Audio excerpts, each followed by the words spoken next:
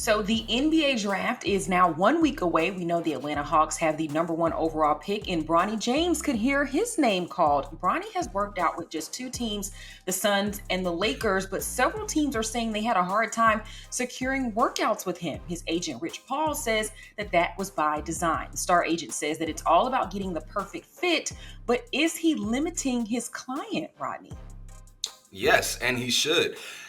I have, like I said, many times, I've worked in the NBA for 5 years. I got a hell of friends that play in the league. Where you are drafted will dictate your career a lot of times in the NBA. The windows for opportunity are so small that if you're drafted into a situation that is not nurturing to you, to what you bring to the table, it can be critical, and it can be to the detriment of the entirety of your career.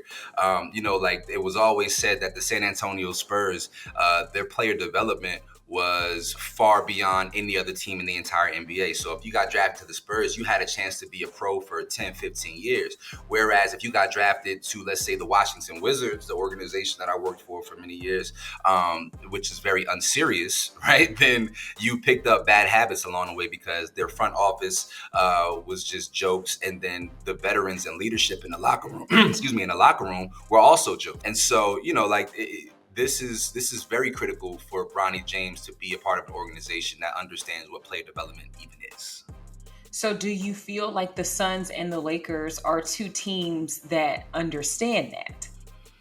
Yeah, I think especially the Phoenix Suns, and actually and the Los Angeles Lakers. Like if we take a look at the draft history of the Los Angeles Lakers, a lot of their draft picks pan out very well. You got Julius Randle, you got Josh Hart, Lonzo's always hurt, Yeah, but you got. they pan out well other places.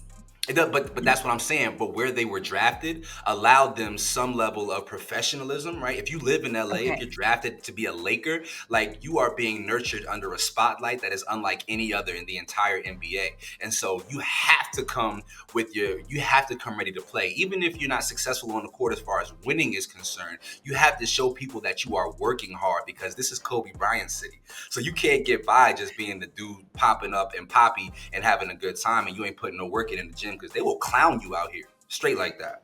I've only covered the NBA closely for 2 years when I was in Memphis covering the Grizzlies. But Mm. I will say, for me personally, I'm not an agent, but I do feel like it's limiting a little bit because I think that if LeBron James Jr. can get out in front of these teams and work out, or just talk to them. Like I think that just allowing him to just be in the space, talking to front office, talking to coaches, then he can really see who's a fit and who's not. You're already coming in basically saying the Suns or the Lakers are the only two teams that are going to draft Bronny. And I feel like that's just limiting him because those teams only have 3 picks next week. And I Yeah, don't know but if one of them is going to go to Bronny.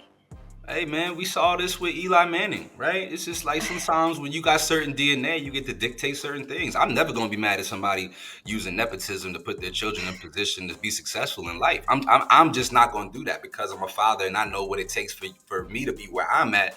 If I can open the door for my son to be in a place that'll make sure that he's successful or gives him a better chance at being successful down the line, then I'm always gonna choose that option.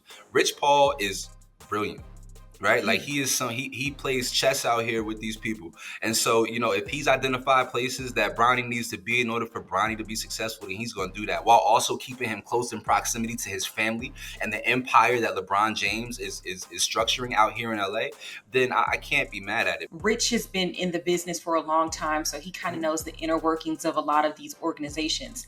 But I feel like, can Bronny get an opportunity to say, like, okay, I want to go and meet with the Grizzlies and see what or the Hey, Hawks or somebody. I Samaria, don't know. when on your dating app of choice, you be swiping right on everybody. I don't be on dating apps. They scare me. When you out in the streets, right, and somebody walk up to you, you give everybody your number. No, but at least I look at them. Like I can look and make the decision. Like they got like Bronny's No, like no, no. this.